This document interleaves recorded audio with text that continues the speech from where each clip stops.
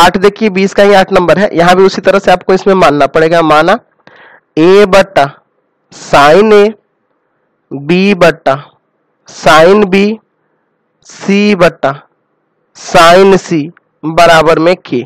तो a का value आ जाएगा k साइन ए, b का वैल्यू आ जाएगा k साइन बी, और c का वैल्यू आ जाएगा आपके पास k साइन सी। ठीक है, चलिए हमें क्या प्रूव करना है कि a का वैल्यू 60 है, ये आपको दिखाना है इसमें, और ये दिया हुआ है ना। तो एक काम करते हैं, जो दिया हुआ है उसको लिखते हैं यहाँ, b प्लस सी बराबर 2a cos b minus C बटा 2। इस 2a को इधर लगे ना, b प्लस सी बटा में 2a is equal to cos b minus C बटा 2। अब चलिए यहां से हम चाहें तो b का वैल्यू क्या हो जाएगा, तो यहाँ जो दिया हुआ है उसको लिखिए k साइन b, और c का वैल्यू क्या हो जाएगा k साइन c बटा में 2 साइन a, k भी लगेगा ना, 2k साइन a होगा, a का वैल्यू ये रख दिया। चलिए बराबर में cos b माइनस c बटा 2। ठीक है, चलिए ऊपर से अब k कॉमन कर लीजिए। ठीक है, तो k कॉमन कर लीजिए तो ऊपर आ जाएगा sine b plus sine c बटा में 2k साइन a बराबर cos b माइनस सी बटा 2।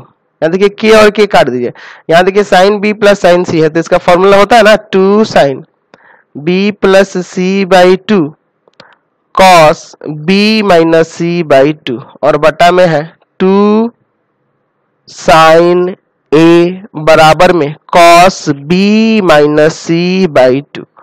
2 से 2 कटेगा और ये वाला इससे कट जाएगा, इधर 1 बचेगा ना।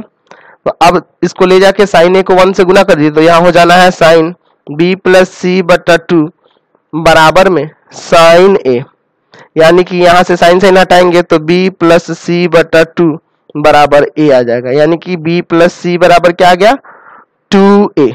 चलिए अब आपको पता है कि त्रिभुज के तीनों कोणों का योग 180 डिग्री होता है ना, ये आपको पता है, लिख दीजिएगा त्रिभुज के तीनों कोणों का योग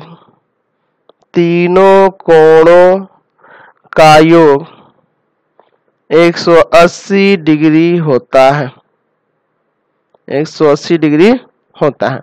तो b प्लस सी की जगह 2a नहीं लिख दें, चलिए बराबर में 180, तो यहाँ से ये 3a हो जाना है ना, और इसको ले जाइए भाग में, तो a बराबर आ जाएगा 180 डिग्री बटा में 3, ये आ जाएगा 60। a का वैल्यू कितना आ गया 60 डिग्री। क्लियर हो गया, चलते हैं अगले क्वेश्चन में। ये ना प्रूव करना था। देखिए आपको ये सब जितने भी क्वेश्चंस बता रहे हैं या ये जो चैप्टर बता रहे हैं, आपको मुझे नहीं लगता कि कोई चैप्टर आपको ये पढ़ाने वाला है। ठीक है, ध्यान से आपको देखना होता है, हर रूल को समझना होता है। इस तरह से आप सोचिएगा कि सर क्वेश्चन खाली देख के समझ ले, कुछ नहीं होने वाला है आपका फिर।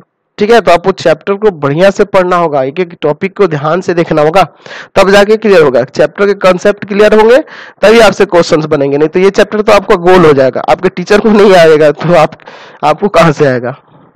इसमें का